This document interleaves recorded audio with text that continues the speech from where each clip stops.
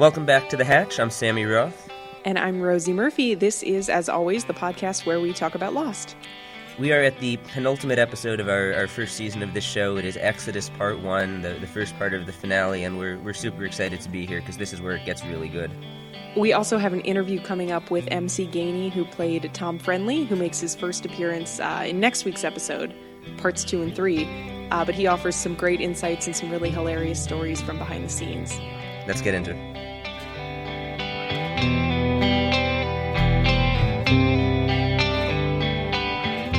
All right, so Rosie, what is your hot take about Exodus Part 1? I'm pleased with my hot take this week. So as they are loading the raft, someone is stocking it with coolers filled with fresh water from the stream. Who brought coolers on the plane? How did they get those? And why are they there? Doesn't really matter, of course. And it's possible that you were paying way closer attention to that than I was. I've never noticed it before, but I was just sort of passively watching them load the raft, and I had recently taken a flight, and I was wondering, like, is that a thing that you carry a cooler? And I don't think it is. So I appreciate the attention to detail. Oh gosh, there are so many things that seemed hot takey to me this episode, but I was that scene with Edward Mars in the flashback where he's like tormenting Kate about what was the name of her boyfriend and the toy plane and everything. Right. My God, I had forgotten what a creepy asshole he is. You nailed it. Just, oh man, that is a ridiculous scene. Yeah, no, he's pretty sadistic in his treatment of her, beyond what seems normal or reasonable, despite having been chasing her for years. Yeah, he's personally, deliberately hurtful. Yeah. And it's, you're right, creepy to watch. Very creepy. Can I do one more hot take? You may. Okay. So now that I did the new hot take, I'll do the same old hot take as always, which is about Sayid being the only smart person on the island, where just like last week when he was in the previous episode, when he was the only one who thought that opening the hatch maybe wasn't the smartest idea when Jack and Locke both wanted to do it. This week when Danielle comes along running with the black smoke and the others are coming and we have to find a place to hide and you've got to open the hatch to hide in it, Sayid was the only one who was asking the questions here This is a mistake. We don't know anything about these others. We're reacting with no information, no intelligence. This hatch might even be theirs. Black smoke on the horizon doesn't mean It means they're coming. Yeah, we got that. And he turns out to be, again, as always, totally right. Because Danielle is making this all up as a plot to kidnap Aaron, and they don't have to open the hatch, and they don't have to worry about the others, and Sayid is the only person who has any skepticism of this whatsoever. And Sayid is also the only person who has any experience with Rousseau. True. Well, except for Hurley briefly in Numbers, but right. I don't know if that means Sayid should be more inclined to believe her or less inclined. But the fact that he doesn't believe her should be sort of a warning sign to everyone else, or that he's skeptical. Right. We should trust his assessment of her because he's the only one who has any extended experience with her. Yes. I mean, I think we should trust Sayid's assessment in all things, but yes, including in this. Did I tell you? Remember, we had the thing with Leonard Dick about being vice president of Sayid. Did I tell you we had a listener on Twitter who asked if, or maybe on Facebook, who asked if she could be the CEO of Sayid after that? I'm fine with that. Yeah. We can sit on the board and she can manage his day-to-day affairs and the price of his shares. I don't really understand that analogy, but that's all right. Oh, gosh. Welcome to the team. I should also bring up we got a hot take from a listener about something that we talked about in a previous episode. Do you mind if I just bring that up briefly? Please. This was shared with us on Twitter by Jeff Lawson, who wrote us a couple messages on Twitter a few weeks ago, and he said, "Hey guys, I'm loving the podcast, and I want to type out a Locke hot take. I think you nailed it when you said he was being conned by the island, specifically by the man in black. Locke is always the sad, somewhat pathetic man we see in the flashbacks, and he wants so badly to be special, but he's no more special than the others Jacob brought to the island, and the others tested him as a child and found him wanting. Locke's desperation is what allows the man in black to manipulate him, ultimately leading to his death. So in short, I am firmly on the side of Locke not being nearly as good or as clever as he believes himself to be. He is a pawn. Ooh. Yikes. I don't disagree, but that's harsh to have it spelled out like that. Same, because I guess we kind of said that on the show, but like we weren't that. But yeah, mean Jeff, about you it. just go all the way, and I appreciate your candor. Yes, thank you for the hot take, Jeff. We appreciate it. What about Exodus Part 1 did you want to talk about? There's no centric character. We usually focus on the centric character. So I guess I'm curious what stood out to you this episode. Yeah, so the group flashback is a cool device, right? Everyone is at the airport in the same place at the same time, which we haven't really dealt with yet. And they interact with each other, right? Saeed leaves his bag with Shannon, and we see Jin and Sun in the food court with some of the other characters in the same place. And yeah, I thought it was. I agree about the flashbacks, and you sort of just get a little. I felt like the flashbacks sort of served as a device to show how far the characters have come in this episode. Where, like with Shannon, for instance, you get that really awful moment where she, tells a security officer at the airport, like, "Oh, this Arab guy left a bag out there," and, right? She's just doing that just to show that she has the power to. Right. She's trying to like prove a point to Boone that she can get what she wants. And it's awful. I mean, it's really awful. Yeah. And so now we see that she's in this relationship with Saeed, and she's trying to resolve, even though he's dead, the issues that she had with her brother. And right. With Michael and Walt at the beginning of the episode, we get Absolutely. the scene where they're arguing in the hotel hallway, and then it starts, and we see that their relationship is much more harmonious now. It seemed like a lot of the flashbacks to me was a sort of end of season check-in of look at how far we've come. Yeah, that's true. So the most compelling part of this episode to me is Rousseau's appearance. Interesting. And we know in Exodus Part 2 that ultimately it's her who set the fire because she was hoping to take Aaron, and was it to make a trade? Like she wanted to take Aaron to the others and see if she could get Alex back. Yeah, that's right. Despite Alex now being 16, if in fact, I guess Rousseau probably doesn't even know if she's still alive. I think until Saeed told Rousseau that the message had been repeating for 16 years, Rousseau didn't even know how many years it had been. That's right. Like, she's lost track of time. She says, yeah, has it really been that long? But this is an elaborate plot by Rousseau, right? Like to not only, stage this whole thing where she lights the smoke and then she sends them to the Black Rock and allows them to follow all of these other threads. She scares the living shit out of everybody in this party. Yeah, and she doesn't care. Right, she doesn't care. And who knows what could have happened, right? Had hotter heads prevailed, right, than Jack and Saeed. They did stand, station guards around the camp, but who knows if someone else had been in charge, if they would have tried to go to war or something, right? Like, there are a lot of ways that this could have gone wrong. Yeah. It's amazing it doesn't go worse than it does. Yeah. And it's amazing. This really reveals the depth of Rousseau's desperation. Yeah. Which is is shocking. It's like hard not to only blame is her. she is it? She's been on this island alone for 16 years with no companionship. All she wants is to get her daughter back. She killed her whole team. Yeah. Like, I'm surprised she isn't even crazier than she is. Yeah. Yeah, that's valid. And that as soon as she sees a baby, she kind of realizes what's possible, or at least gets a feeling of like, oh, this is the first real opportunity I've had. Yeah. Because all she's really been doing is surviving, right? She's never engaged the others. No, she right? says she's never always even seen hiding them. yeah, but she hears them.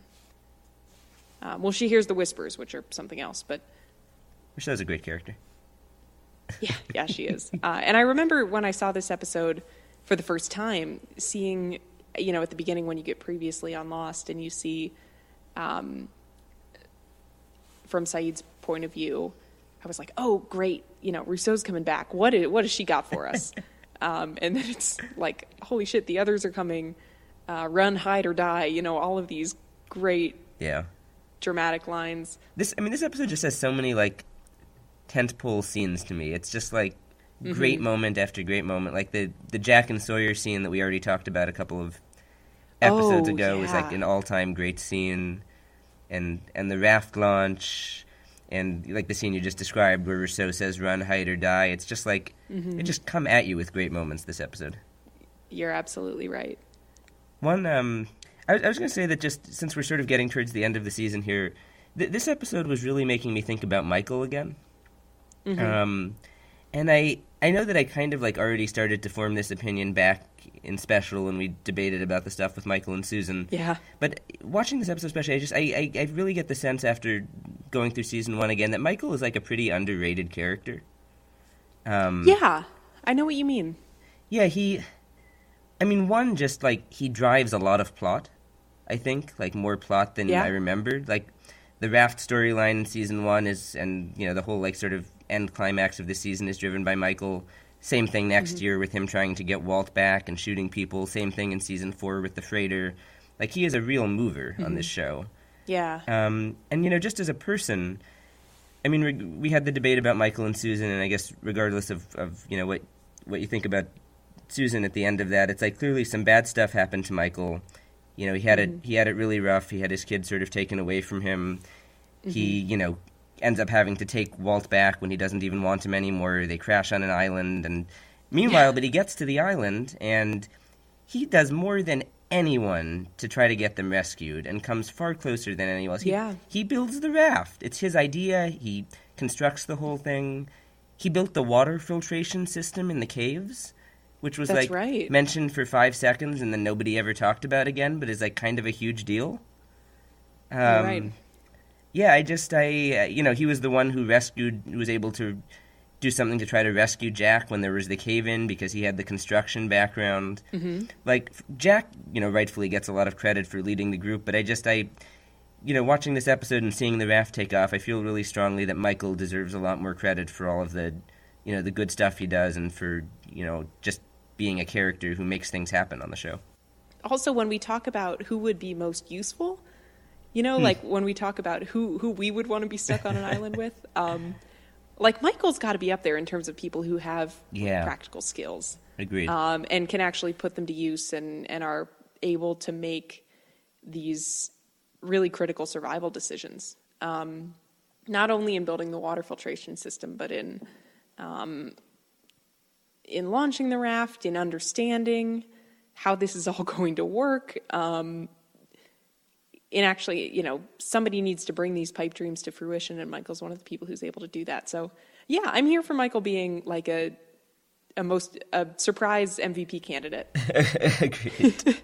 And it's for by our the way, island team. And it's not just the technical skills. He's the only one who even has the ambition or the willpower with the raft. I mean, no one else even tries really to get them off of the island in that way.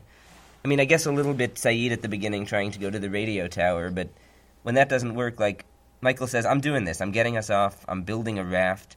And then he does it, and that's just, it's great. Yeah. Yeah, Michael maybe wants to get off the island more than anybody. That's interesting. Why do you think that? And maybe it's because he's got Walt right there. And so he's got this immediate reminder of the fact that we can't stay here, right? Like he doesn't want his kid to grow up here. Now that he's got Walt back, He wants him to have some sort of a normal life or a normal childhood.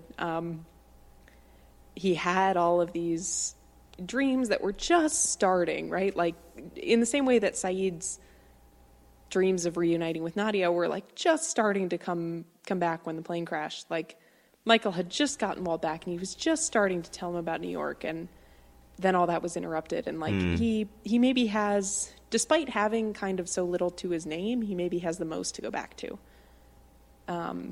Whereas you get characters like Sawyer who has revenge, but that's not such a strong driver. And then you could make a case for a lot of different characters, but Michael's a strong one. I agree. So I got to ask now, if you could pick 3 characters of the show to crash on an island with, who do you pick? Okay, are we thinking in terms of just like straight survival, or like who would be the most fun to spend time with on a deserted island, or both? I will let you judge your own criteria. Okay. And I'm going to think about this, too. I kind of feel like we're going to pick the same characters. I mean, there are some strong candidates, but then then there are some other strong candidates, right? So, like, yeah. I'll just think out loud here. My first thought was Saeed, Jack, and Michael. Those are exactly just who I'm thinking of. Survival skills, right? You want a doctor, a soldier, and a builder. Yes. But then I was like, well, like, what about Sun, right? Like, Sun knows so much, again, like, inexplicably about what you can eat and about herbal medicine, and she grows the garden, and she, like, helps ensure that they have a sustainable food supply. True. Which John Locke sort of does at the beginning, but then he gets distracted by, his various pursuits. I was going to say there's a case for Locke, but then you see what happens, and it's like, nah, not so interested in Locke anymore. Yeah, so I think Sun is a strong candidate. That's interesting. I'm shocked that you didn't pick the guy who knows about science, which is Dr. Arst, who's so useful, as we learn this episode. We should talk briefly about Dr. Arst before moving gosh. on. Who just appears with a bolt of lightning in this episode. I'm sure they introduced him just so that they could blow him up. Yeah, most likely. And I forgot how annoying he is. He's such a tool. We must move quickly. You know what? I'm going back. Hey, I thought you wanted to help. Yeah, I wanted to help, and that was before Montan lost his freaking arm. Well, what about the dynamite? Just be very careful with it. I remember him getting blown up, and I remember that sympathetically, right? Like, I remember feeling sad about that. But then as I was watching this, I was like, God, he just needles everybody in this group. And yes, his knowledge is useful in terms of, like, yeah, we need to launch the raft last week. And, he's right about handling the dynamite. But then he totally bails. Well, he tries to bail, but then the smoke monster chases him back. Right. True. Smoke monster really wanted to make sure he got blown up. Arst. I guess maybe the writers felt they needed, like, to prove how high stakes this was, and, some character needed to go, but it couldn't be one of the stars. Because we just lost Boone, right? And that's hard to kill off two of your lead cast within a couple of episodes. But right. No, I think that's why he got introduced. I agree completely. And it was worthwhile. I mean, I know it's terrible, but it's also kind of hilarious. The actor just nails it, right? Like, he's so pompous and so full of himself, and, like, you hate him in just the right amount. Or I felt I did. I do have one quick hindsight, which is the... so first of all, the scene where Walt gives Shannon his dog. Oh, yeah. Which is such a wonderful scene, right? It's beautiful. What makes you think I need a dog to take care of me? Vincent took care of me when my mom died. And nobody would talk to me. They pretend like nothing happened. So I could talk to Vincent. He's a good listener. Yeah, and it's just, to me, it's remarkable that Walt has that kind of thought process going on of recognizing that she has, been in a similar situation that he was. And really does. Yeah. Much more than I think we've seen from Walt. Yeah. But my hindsight about it was just, I thought about it, I'm pretty sure that's the last time Walt ever sees his dog. Right? Because he gets kidnapped by the others. Vincent's on the beach the whole time. Michael takes him off the island. Yeah. And that's it. You're right. And Vincent, and then when Vincent swims after the raft and Walt has to shout at him to go back. That's beautiful. Anyway, that's my hindsight. Anyway, let's talk to MC Gainey, or rather, let's hear you talking to MC Gainey. Yes. Oh my gosh, MC Gainey. We've had some great interviews this year. I think I had more fun talking to him than just about anyone else, just because he's super colorful and excited, and like talks all about what was going on in his head and behind the scenes. And it's we've got two parts. We're going to play the first part this week and the second part next week. Yeah, let's roll. So I'm here with MC Gainey, who played Tom Friendly. MC, thanks very much for doing this. We appreciate it. It's my pleasure, Sammy. So let's start at the beginning. How'd you get cast as Tom? How did I get cast as? It was very secretive in that I was given a scene that was, I am told this is not in the show, and but this is the audition scene. This happens sometimes, but infrequently. And so I went in, met the casting director, put it on tape, and in short order was cast, and had no idea who the character was or anything about it. I had not seen the show. I did not really know anything. I remember laughing when I first heard about the show, thinking, my God, this is going to be like Gilligan's Island. And I remember on Gilligan's Island, for instance, the people would come and go. You know, the Harlem Globetrotters were on an episode of Gilligan's Island, and they managed to get off the island, but those idiots on the island couldn't. So I remember scoffing and saying, okay, I know these are some great writers, but how are they going to make this interesting? You know, people stuck on an island. Boy, was I wrong. I didn't know who the character was, had no idea who I was or why I was there or what I was going to do with that little boy, and or anything. And so they didn't tell you anything about who this guy was? Sammy, nothing. And not only nothing then, they never told me anything, ever. Huh. And so, you know, I've been doing this a long time, and so I sort of, I was a little proactive about it. I would try to do things in subsequent episodes. I would try things. I would do things in the rehearsing or the shooting of it, and they'd say, no, don't do that, don't do that. And okay, and I knew they weren't going to tell me anything, and they made that very clear. And so I just, went along and just, tried to do whatever I thought was right and what they would let me do. Huh. For instance, at a certain point, we had a little girl in the camp with us. This must have been the second or third season. It turned out to be the daughter of Michael Anderson. Michael Emerson. That's my wife in the background, Mike, because I can never remember to put two names together. Michael Emerson, yes, it turned out to be his daughter. So she was in our camp. So one scene I walked by and I sort of stroked her hair as you would a child to reassure a child. And they're like, no, you don't need to do that. So they always held themselves out as knowing exactly what was going on and what was going to happen, but they felt I was good without knowing. So and not just me, but I don't think anybody else knew what was going to happen either, except maybe some of the regulars. Maybe Matthew Fox, might have known, but I never did. And a lot of people didn't know. Yeah. So made it a very interesting job, Sandy. Made it a very interesting job because all the things that actors have to work with.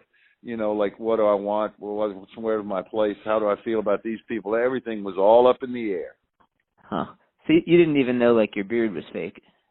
I actually was surprised that they wanted me to have a beard when I got there. And they put this gigantic beard on me, and then they kind of planed that back.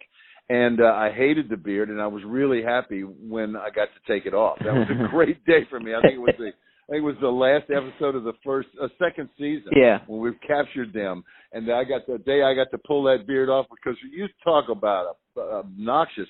Running around in Hawaii, it's a wonderful place to work, but it's jungle. We were in a jungle, and the beard was sweaty and sticky and itchy, and of course I had to run around barefooted all the time because they wanted us to look like we were, shipwrecked. And it's just a lava ground. It's not pleasant to run around barefooted. And then when I saw it, you never saw my feet anyway. So, the beard was a pain in the ass. But I don't want to. I'm not a gripe. I don't want to grumble about this. It was a great job in a great location, surrounded by great people. And once I knew that I was on a hit show, that was a whole different thing. I mean, the summer after that episode came on, people call me all summer. My friends, people I hadn't heard from in years, call me and say, "What are you going to do? What are you going to do with that boy?" I said, "I don't know. I hope I'm not going to eat him. I hope I'm not going to cook him and eat him. I have no idea. Oh my gosh! But it's funny. I was rewatching. Yeah, my stock line after a while became, in my opinion, I rescued this kid from a burning raft. So, the fact that my goons actually set the raft on fire didn't stop me. It didn't interfere with it at all. It is so intense because you're going from within 60 seconds from hey, we're all getting rescued and everything is great to, we're going to have to take the boy, and you blow it up, and, Mike Sawyer gets shot. What was that like to film? It was at night filming on water. Very strange, very strange, very disorienting, trying not to fall off the boat. And, and once again, not knowing who I was, just knowing that I was going to be friendly. And, what? Okay, I don't remember the dog. My wife's reminding me of all kinds of things here in the background. That doesn't help. I don't remember the dog. So at any rate, it was very disconcerting. And we worked all night, and we were done. And, I just okay, that's it, bye. And everybody was gone. That was the end of the season. And I had no idea what kind of ride I was in for with this show and with this character. I just, it just seemed like so strange. And I had no idea how strange it was going to turn out to be. Yeah. Did you have any sense that you'd be back after that? I sort of did, yes. They sort of gave me the impression that I should keep my mouth shut and not tell anybody what was going on this, and we would resolve it later. And, okay, I had no trouble with that because I didn't really have anything to tell anybody. So, so I was really happy to go back and do it because I was working a lot at that time in my career and had been for a while. I was blessed with looking like a convict, a cowboy, a murderer, a bank robber. No offense to you. I know. Listen, unless somebody came up to me the other day and said, no offense, but does anybody ever tell you look like MC Gainey? No offense taken. No offense taken, believe me. It's better than, at least they knew what to cast me as. So I was really happy to be doing this, and I was really happy when we came back. I think the second time you saw me was in the lighter up scene. Right. And I was friendly, and my natural inclination was to be friendly, and that's when they started calling me Mr. Friendly. And it wound up being a great thing. It was empowering to be a character who had some kind of secret, even if the secret was secret from me. So I'm rather than just launching into a story, I'm going to let you keep asking the questions because you have a greater focus on this than I do. But what was the story you were going to tell? I'll listen to I was just going to say the only decision I ever actually got to make was that I was gay. Oh, I was going to ask about that. That was something that I thought you might. I didn't want to get out of order, but that was the only decision I ever got to make because I had a scene at the beginning of that season when I'm trying to get Kate to take a shower, and she says, "Not in front of you," and I say, "You're not my type." And as I'm reading that, I'm thinking, because she's just one of the greatest women in the world. I mean, she's just so beautiful and such a fun person to work with. And she's just one of those gals that's a guy's gal. She'll go surfing with the guys and hang out with the guys. And I'm thinking, if she's not your type, then Sawyer must be. So I just, without the benefit, I had by that point decided I was never going to ask any more questions from the powers that be or offer any thoughts on anything because nobody really wanted them. So I just decided for myself, okay, so one of these days it's going to turn out that Mr. Friendly's gay. So after that, whenever I was having a scene with Matthew, I was thinking, how cute he was or Sawyer, whatever, just think, but no chance to manifest it in any way, shape, or form. But years later, at a party, now see this, I'm getting out of it. They have a party when they announce when they present certificates of Emmy nomination to the writers, not the award, but the certificate. They have a party at the Friars Club in Beverly Hills, and it's sponsored by a vodka company, and they have a nice dinner, and they all get together, and all the different shows are there that are receiving their nomination certificates. So you have the Daily Show, you have the Letterman Show writing staff, and the Lost staff, and they asked if I would come in and present the certificate to them. They'd like to have a cast member do this, and I was probably the only one that was in L.A., so I did. And while we were there, they asked me, the producers asked me, MC, you must have played football. I said, yeah, I did, high school, college a little bit. I did, yeah. He said, well, why did you throw the ball so badly? And I said, well, because Tom's gay. And they looked at me and they said, what? And so I was really happy about that because I never wanted to reveal this in any way because I had no opportunity. And we all got a good laugh out of that, and I explained to them why, and it was all funny.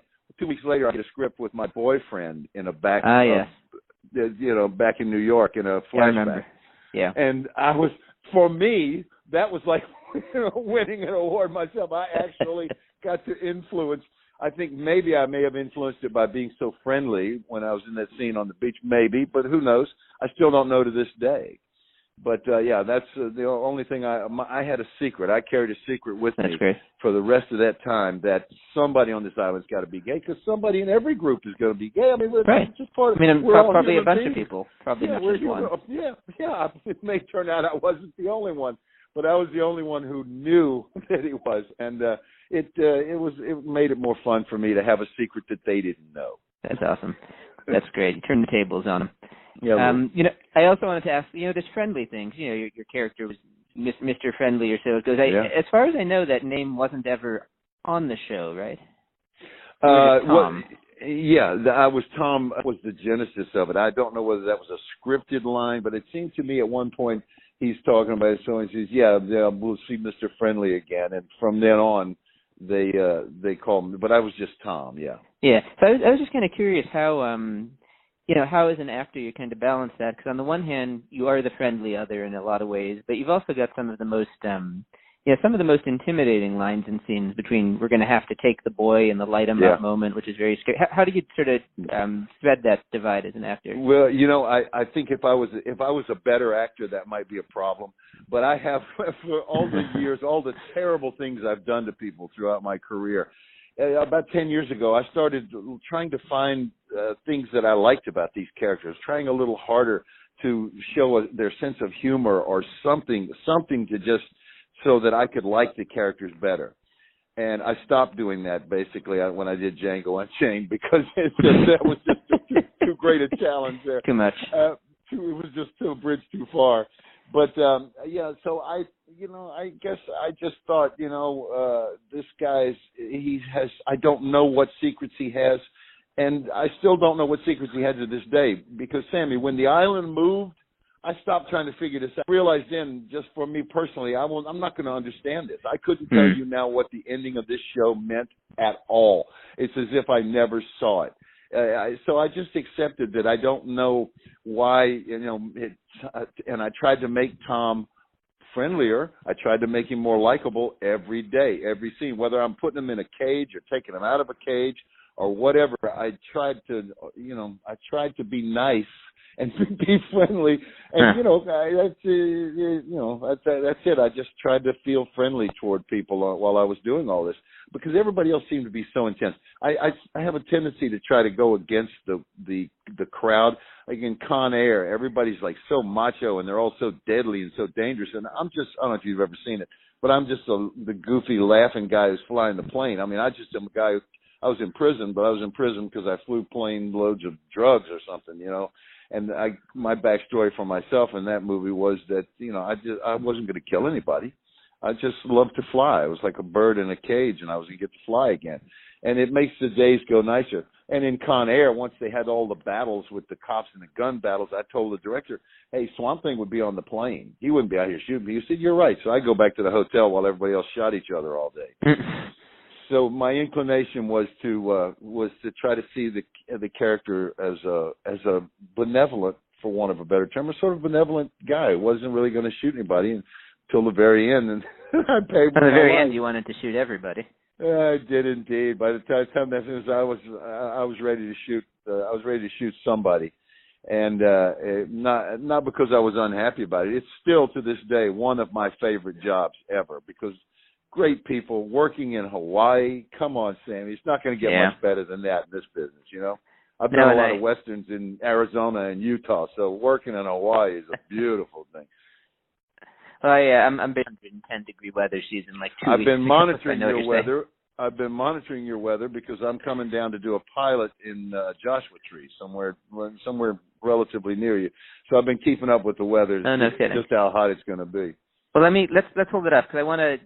Usually the last thing I ask anyone in these interviews is, what are you working on now? So I want to ask that question, but let's hold off for a couple minutes. Yeah, sure, yeah. I mean, you kind of already answered, maybe you've already answered this, but I put out a call to our listeners, like, hey, what do you want us to ask MC Gainey? I'd love to know. What do they want to know? A bunch of things, but one of the questions that we got a bunch of times was, did he know anything about the character's background, about how he came to the island, about, whether he was sort of a true loyalist? Zero. Nothing? Knew zero. Wow.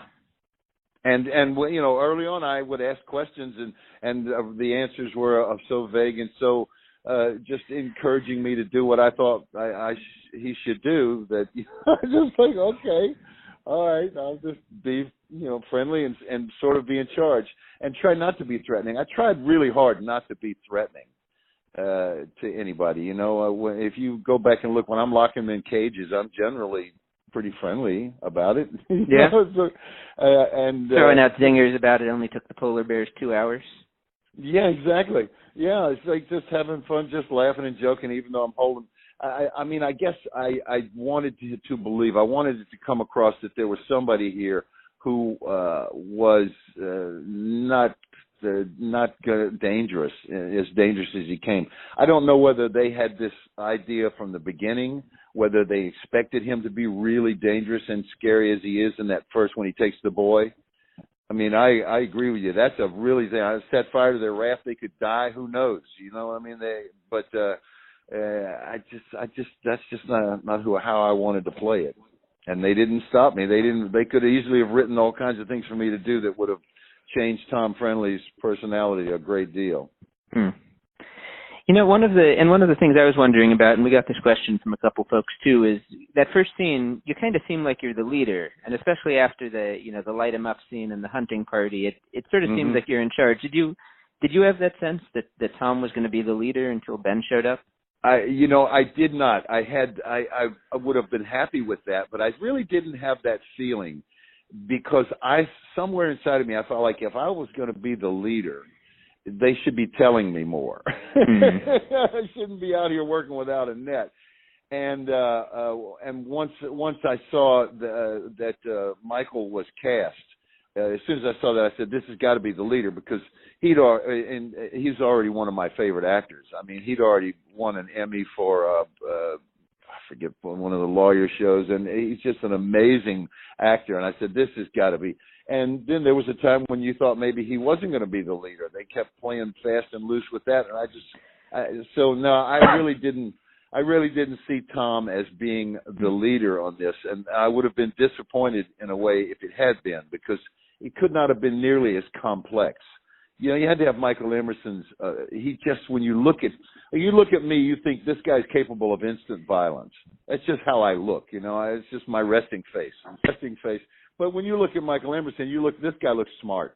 He looks like he's really. This guy looks like he knows something. I didn't think Tom Friendly looked like he knew anything at all.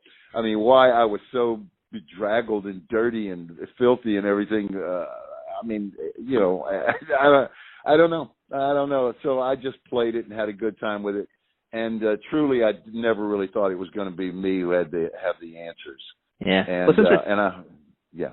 Oh, I mean, I was going to say, since we're talking about Ben, one of my favorite moments, and I was just rewatching this the other night, is the scene at the dock at the end of season 2 where Ben, finally shows up and you realize he's in charge, and he looks at your character and he says, "Where's your beard, Tom?" I know, and it's like I was so relieved then, because I felt like this character would be the right-hand guy taking orders. Not the guy coming up with what all this was. And I was really relieved to know that there was some structure in place, that we weren't just survivors of an earlier plane crash or something, that there was actually a pecking order here, And Michael was wonderful. He always made me feel like Tom was smarter than I thought he was. And that's just any actor who can make me feel smarter is doing a great job. Two things that I love in this interview. One, the thing about Tom Friendly, getting the name Friendly because MC wanted him to be friendly. That's so hilarious to me. I had always thought he was given that name like as a point of irony. Like the others had named him that because he was a little bit cruel and they wanted to make a joke about it or something. But no, it was just MC saying like, I want this character to be a nice guy. And so we'll call him Friendly. That's pretty great. And the other point about him basically inventing this idea that his character was gay, and taking that entirely from like one throwaway line in the script, right? When he tells Kate, "You're not my type." and saying like, hey, there's dozens of people on this island. Some of them are gay.